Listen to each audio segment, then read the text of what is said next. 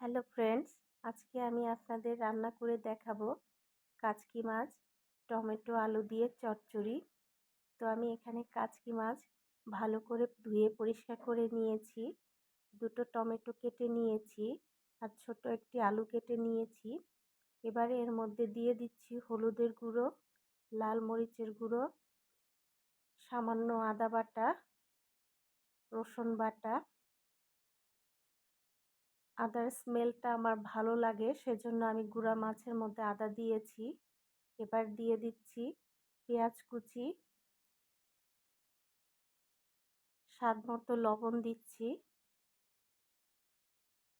দিয়ে দিচ্ছি রান্নার তেল, সয়াবিন তেল যেটা রান্নায় ব্যবহার করি।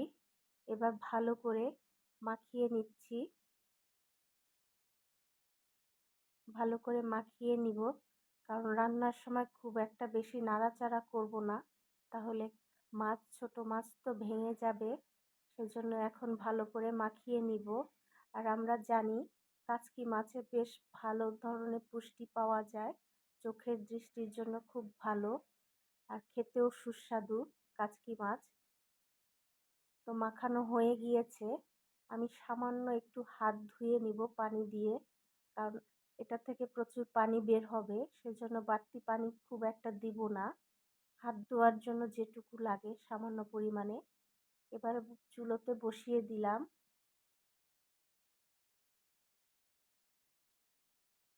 এবার ঢাকনা দিয়ে ঢেকে দিব। ফুটে উঠলে পরে হালকা করে একটু নেড়ে দিব, খুব বেশি জোরে নাড়ব না, আলতো করে নেড়ে দিব। আবার ঢেকে দিচ্ছি।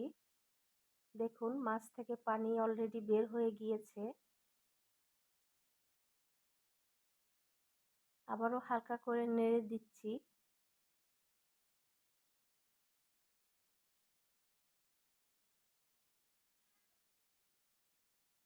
রান্না করতে খুব একটা সময় লাগে না, খুব দ্রুতই রান্না হয়ে যায়। পানি শুকিয়ে এসেছে, এবারে আবার একটু নেড়ে দিচ্ছি।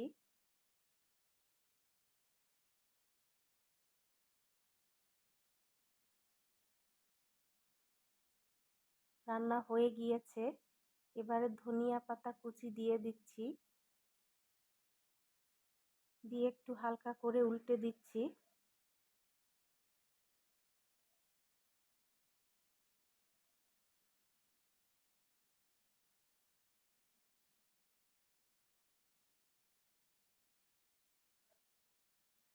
এবার ঢেকে রাখবো কিছুক্ষণ। তৈরি হয়ে গেল কাচকি মাছের চচ্চড়ি।